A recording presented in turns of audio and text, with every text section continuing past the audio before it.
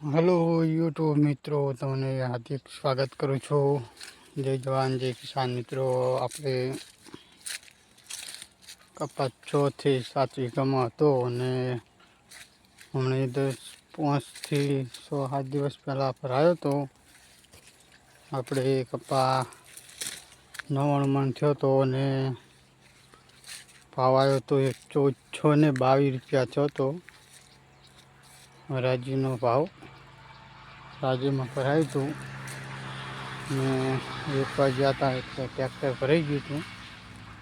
મણમાં આમ તો 101 મણ થયો હતો, પણ શું કે 15 દિવસથી વેણતા તારું એટલે એનો 2 કિલો 2 મણ જેવો વજન ઓછો થયો હતો મિત્રો.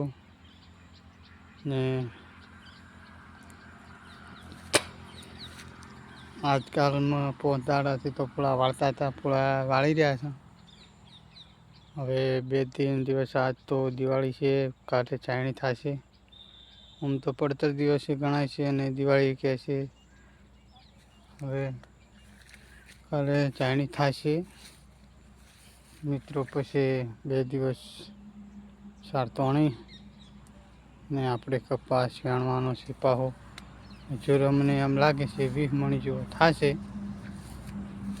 મિત્રો આપણે નર કહેતા હોય છે, નર એ કપાને કહેવું મિત્રો. જેવું છે મોટું જુઓ, તમે જોઈ શકો છો મિત્રો. કપા નરને પણ આ વખતે હોય તો બીજો કપાને શું કરે ના આવે એ તમને મિત્રો. આપણે કપામાં વાલ વાયા હતા.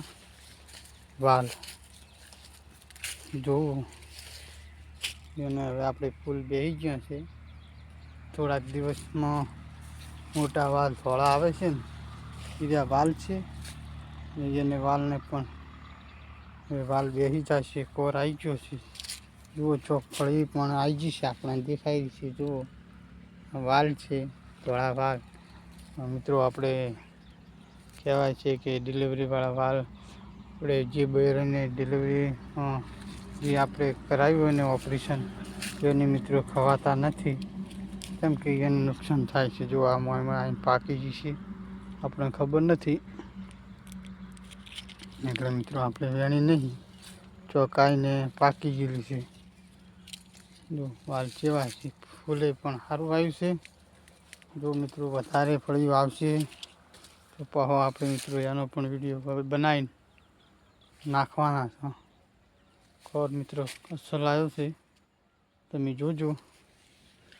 જો આ બધો એ રીત છે, દેખાય છે ને. અંદર વાલ નાખ્યા હતા તો મિત્રો આપણે બતાવો. આ ફળી સુકાઈ ગયેલી પણ બગાડાઈ ગયેલો છે એટલે એને દોણમાં નહીં બેઠો.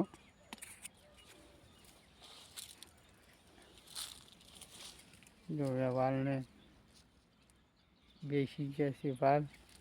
થોડાક દિવસમાં આપણે વાલનું શાક પણ ખાશું.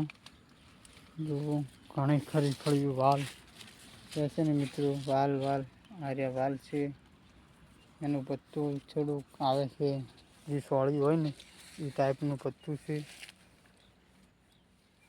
આપણને લાગે કે સોળી છે એવું પત્તું લાગે છે. તો વાલની ખેતી છે, વાયા છે. હું જેવા થશે એ તમને કહેશો. આગળ પણ વાલની ખેતી છે, બતાવશું તમને આગળના વિડીયોમાં. બન્યા રહેજો. જય માતાજી, જય રમના પીર, જય જવાન જય કિસાન.